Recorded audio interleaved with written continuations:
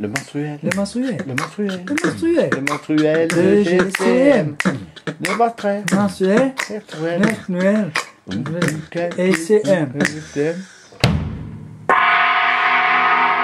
Ah ah ah ah. Enfin, l'année 2013 est finie. Vive 2014. Et là, je ne peux que me réjouir car cette année va super bien commencer. Oui, car dès à présent, l'une de mes pensées va aller aux 8000 canassons selon les syndicats qui vont gaiement rejoindre l'abattoir le plus proche.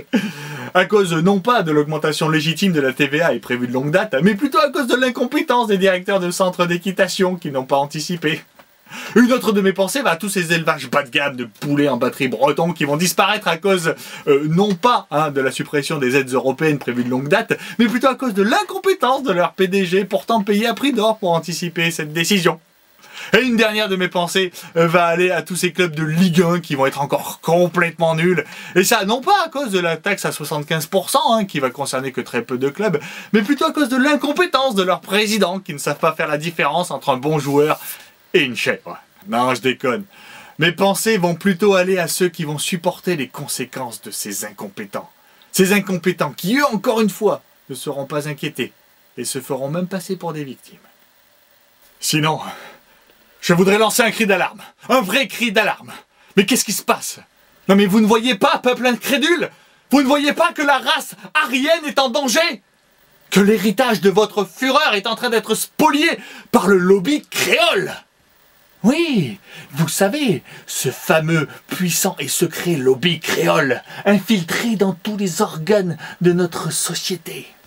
Ce lobby qui a réussi à faire croire que les créoles avaient été victimes de l'esclavage, et qui a réussi à faire qu'un président s'en excuse au nom de la France, et qui a même réussi à ordonner la création d'une date commémorative. Moi, j'appelle ça de la pornographie mémorielle. Car enfin, déjà, on n'est pas sûr que l'esclavage ait existé. Et ensuite, si c'était le cas, moi je dis que c'est la civilisation que la France a offert à ces gens-là. Je pense même que ce lobby a réussi à infiltrer le cabinet du ministère de l'Intérieur pour que celui-ci fasse des propositions ineptes afin de faire de la pub gratuite à certains. Bref, le racisme ordinaire, l'antisémitisme décomplexé est en train d'être récupéré par un nègre. Alors j'en appelle aux grands comiques blancs racistes de se réveiller. Debout, Jean Roucas! Viens sauver la France! Fais, je sais pas moi, un remake du sketch Le Chinois de Michel Leb. Oh, toi qui fus un des plus grands imitateurs de notre beau et pur pays! Mais lève-toi! Brandis ta bannière! Fais ton signe! Tiens, si tu veux, je te le donne. J'ai choisi la Macédoine parce que, dans mes souvenirs de cantine, c'était le deuxième plat le plus dégueulasse après une certaine spécialité lyonnaise.